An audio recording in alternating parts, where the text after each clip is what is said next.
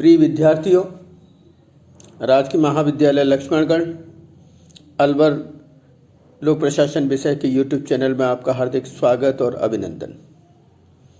आज हम लोक प्रशासन के अंतर्गत BA पार्ट फर्स्ट ईयर के सेकंड प्रश्न पत्र, जिसका नाम है भारत में लोक प्रशासन, विषय के अंतर्गत भारतीय प्रशासन की ऐतिहासिक पृष्ठभूमि, ब्रिटिश प्रभाव एवं स्वातंत्रोत्तर प्रशासन पर विस्तार से चर्चा करेंगे।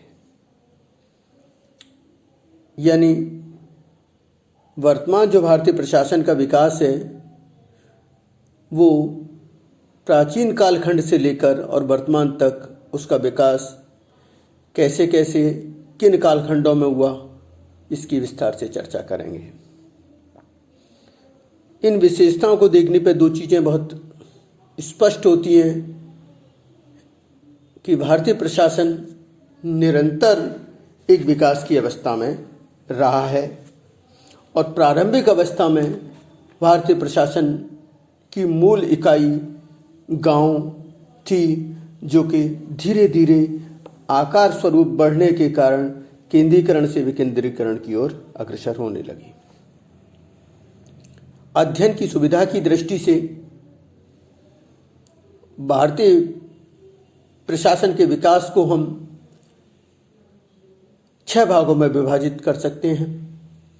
नंबर 1, प्राचीन कालीन प्रशासन, जिसके अंतर्गत सिंधुकालीन प्रशासन, ऋग्वैदिक कालीन प्रशासन, उत्तर वैदिक कालीन प्रशासन, महाकाव्यकालीन प्रशासन, मौर्य कालीन प्रशासन, गुप्त कालीन प्रशासन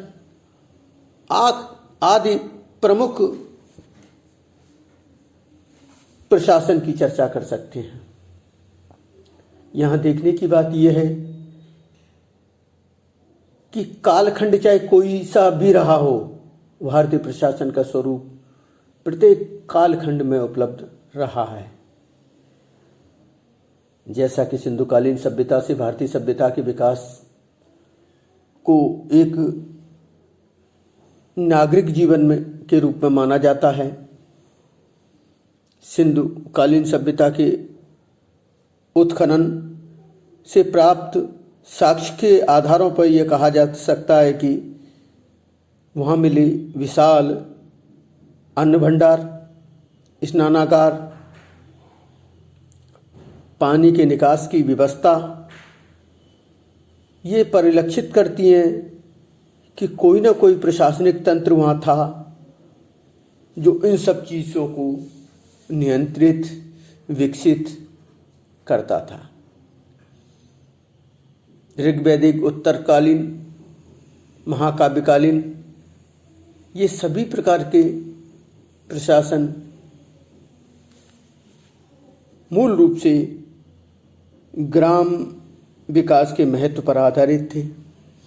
लेकिन मौर्यकालीन और गुप्तकालीन प्रशासन यहाँ तक आते आते भारतीय प्रशासन का आकार विशाल रूप धारण कर चुका था और सर्वप्रथम मौर्यों ने राजनीतिक दृष्टि से संपूर्ण भारतवर्ष को एकता के सूत्र में पिरोया था। तत्पश्चात राजपूतकालीन प्रशासन, सल्तनतकालीन प्रशासन में भी मुख्य रूप से सनी प्रशासनिक व्यवस्था का विकास होता रहा। प्रशासन का केंद्र बिंदु केंद्रीय प्रशासन, जो मुख्य रूप से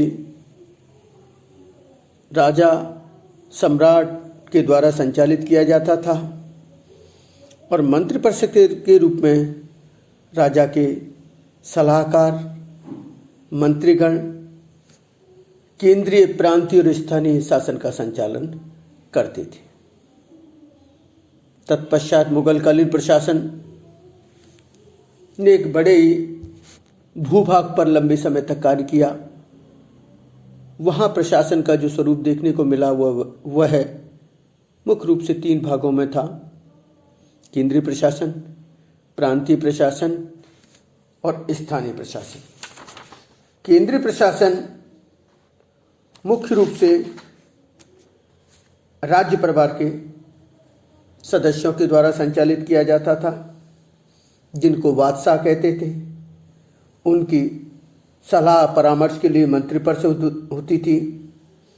मंत्रिपरिषद के सदस्यों में मुख्य रूप से प्रधानमंत्री, वकील, दीवान या वजीर, मीर बख्शी, खाने सामा, मुहतासिब, मीर आतिश, काजी उल कुजात आदि मंत्रिपरिषद के सदस्य हुआ करते थे। इसी प्रकार प्रांतीय शासन व्यवस्था के अंतर्गत सूबेदार, दीवान, सदर, आमिल, बख्शी, फौजदार, पोतदार, कोतवाल आदि पदाधिकारी हुआ करते थे। तत्पश्चात ब्रिटिश कालीन प्रशासन, जो भारत में एक व्यवस्थित प्रशासन कहा जाता है, स्वतंत्रता प्राप्ति से पूर्व उसने संपूर्ण भारतवर्ष में प्रशासनिक दृष्टि से एक रूपता विकसित की। और ब्रिटिश कालीन प्रशासन के कालखंड को हम अध्ययन की सुविधा की दृष्टि से निम्न भागों में विभाजित कर सकते हैं। केंद्रीय कार्यकारिणी परिषद का विस्तार, केंद्रीय सचिवालय का विकास, वित्तीय प्रशासन, स्थानीय प्रशासन, क्षेत्रीय प्रशासन, न्यायिक प्रशासन, लोक सेवा का विकास। केंद्रीय कार्यकारिणी परिषद के विस्तार की बात करें तो इस दृष्टि से ब्रिटिश कालखंड को 3 भागों में विभाजित किया जा सकता है। पहला कालखंड रेगुलेटिंग एक्ट से लेकर कंपनी द्वारा सत्ता हस्तांतरण के समय का कालखंड, जिसे 1773 से लेकर 1858 तक के काल में माना जाता है। दूसरा कालखंड प्रत्यक्ष शासन के प्रारंभ से लेकर भारतीयों को आंशिक उत्तरदायित्व प्रदान करने का कालखंड, जिसे 1858 से लेकर 1919 के कालखंड तक माना जाता है। तीसरा प्रांतीय क्षेत्र में आंशिक उत्तरदायित्व प्रदान करने के कालखंड को लेकर सत्ता हस्तांतरण तक, अर्थात 1919 से लेकर 1947 के कालखंड। इसी प्रकार केंद्रीय सचिवालय का विकास अंग्रेजों के कार्यकाल में, ब्रिटिश कार्यकाल में हुआ और इस दौरान 1833 के चार्टर अधिनियम, तत्पश्चात 1843, 1855, 1862, 1919, 1935 आदि अधिनियम के माध्यम से केंद्रीय प्रशासन का विकास हुआ। वित्तीय प्रशासन की बात करें तो आरंभिक कालखंड में केंद्रीय स्तर पर संपूर्ण वित्तीय शक्तियों का केंद्रीकरण किया गया था, लेकिन 1870 के वित्तीय विकेंद्रीकरण की दिशा में लॉर्ड मेयो के द्वारा एक कदम उठाया गया। तत्पश्चात स्थानीय प्रशासन की बात करें तो स्थानीय प्रशासन का विकास ब्रिटिश कालखंड की प्रमुख घटना मानी जाती है, जिसमें 1882 का लॉर्ड रिपन प्रस्ताव महत्वपूर्ण प्रस्ताव माना जाता है, जिसमें स्थानीय प्रशासन को विकास की गति दी गई थी। तत्पश्चात क्षेत्रीय प्रशासन और न्यायिक प्रशासन में भी ब्रिटिश कालीन प्रशासन के विकास को देखा जा सकता है। 1935 के अधिनियम के द्वारा संघीय स्तर पर संघीय न्यायालय का विकास किया गया और इन न्यायालयों में भारतीयों को भी नियुक्ति दी गई न्यायाधीशों के रूप में, और न्यायालयों को दीवानी, आपराधिक, गैर वसीयती, वैवाहिक क्षेत्राधिकार, मौलिक और अपीली दोनों प्रकार के क्षेत्राधिकार प्रदान किए गए थे। इसी प्रकार लोक सेवा आयोग का विकास ब्रिटिश कालीन प्रशासन की प्रमुख घटना है। 1947 के पश्चात स्वातंत्रोत्तर प्रशासन, अर्थात स्वतंत्रता प्राप्ति के पश्चात जो प्रशासन आज हमें देखने को मिलता है, उसकी भी प्रमुख विशेषताएं इस प्रकार हैं।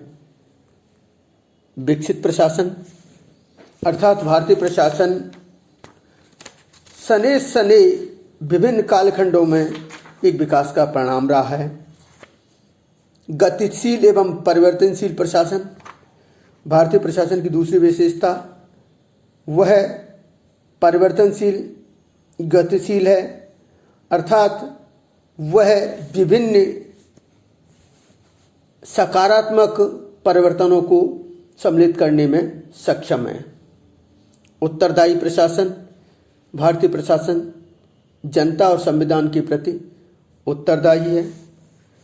लोक हिताशाही प्रशासन यह भारतीय प्रशासन की प्रमुख विशेषता है, यानी अधिकारी और कर्मचारियों द्वारा शासन संचालन के लिए नियमों और कानूनों पर आवश्यकता से अधिक बल दिया जाता है। राजनीतिक तटस्थता एक अन्य भारतीय प्रशासन की मुख्य विशेषता है, जिसके अंतर्गत यह अपेक्षा की जाती है कि नौकरशाही के सदस्य, अधिकारी और कर्मचारी राजनीतिक रूप से तटस्थता का भाव रखते हुए किसी भी राजनीतिक पार्टी के प्रति प्रतिबद्धता समर्पित नहीं करेंगे।